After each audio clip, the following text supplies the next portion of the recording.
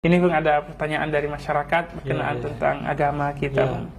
Ya, yang pertama Bung, langsung saja. Jadi biasa saya temukan saat naik mobil, seorang ibu yang melewati jembatan, dia membawa anaknya, lalu kemudian turun sejenak dan membuang telur ke sungai. Dia bilang untuk nenek nareke, ya, untuk keselamatan. Karena mungkin ini biasanya dalam tradisi ini kita temukan pun, kalau napa reke mateka salo irodo anak-anak baru reke, jadi dibuangkan telur untuk sebagai bentuk keselamatan lah, seperti itu. Jadi bagaimana Islam menilai seperti itu? Saya kira memang dalam tradisi Bugis ada apa namanya? Ya, ada tradisi ketika anak itu pertama kali menyeberangi sungai atau menyeberangi jembatan, maka kadang kita ketemukan ada ibu-ibu, ya rata-rata itu kan ibu-ibu ya, ibu-ibu di mobil, suruh sopir untuk berhenti sejenak pakai Cina untuk membuang telur di sungai. Ya, di sungai. Mungkin yang perlu kita lihat ini apa sih tujuannya ya?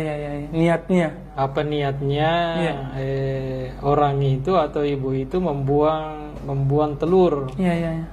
Ya, membuang telur.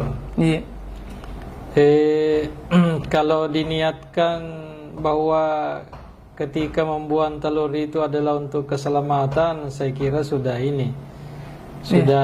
bertentangan, karena bertentangan dengan ajaran agama kita. Bertentangan dengan ajaran agama kita, karena dia menganggap bahwa membuangnya telur di jembatan itu adalah bisa menyelamatkan.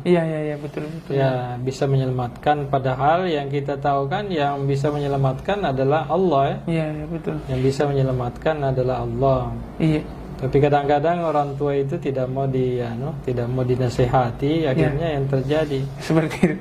Kata na sopiri macego napalari kencang talepo kuan. Talepo talon ko jembatannya. Selama nih sopiri ya. Tapi biasa seperti itu, ketika disampaikan dia bilang minta tolongnya juga kepada Allah Subhanahu wa taala. Jadi sahabat-sahabat mi gero kenapa ngero. Oke lah, tapi ada caranya ya. Caranya barangkali. Oke lah tapi cara kita meminta itu kepada Allah kan, karena itu tadi keselamatan, seakan-akan itu jadi syarat. Syarat keselamatan untuk anak ini ya, untuk menyeberang di sungai. Apalagi umpamanya kalau yang makan itu buaya yang ada di bawah, itu kan poinnya untuk apa ya? Cuma kadang-kadang kita juga mendengarkan bahwa itu adalah berinteraksi dengan alam. Saya kira ada cara lain untuk bisa kita berinteraksi dengan alam. Saya pikir nanti pun akan yang lebih biasa muncul akidah atau pemahaman di masyarakat itu madiri reke ko sempama reke dinapian niro tapa malasan ya ana ya nero nala makal nasaba pura biasa batte kasalo de mapiangi telo iki salo jadi nero nalas gerak sabu ana malasa. Saya kira itu hanya kebetulan ya, nasaba megamoto dinadimpe no selama moto ya, harga malasa moto ya.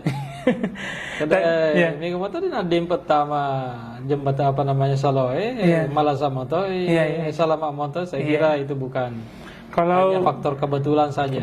Kalau dari segi Islami sendiri, cara Islam secara khusus untuk supaya anak kita ini bisa selamat, mungkin bisa tumbuh baik, sehat dan bisa menjadi anak soleh. Saya kira ajaran Islam banyak ya. Umpamanya ketika dia lahir kan tuntunan Nabi kan jelas itu. Ketika dia lahir, azankan telinga kanan dan azankan kamatkan ya. Kamatkan telinga kirinya, kemudian akikah ya. hakika, saya kira ajaran Islam itu kita sudah ada tuntunan ya. Iya. Tidak ada itu apa namanya tuntunan bahwa harus membuang, apalagi di Makkah kan tidak ada ya. Kagak salo ke Makkah roh. Di kagak ya. Risa itu atau ke pakai ya. Gimana yang tidak ada sungainya? Iya, iya. Kayak di rumah dimpu. Iya, iya. Masya Allah. Saya kira Jadi perlu dihindari. Niatnya harus dirubah ya.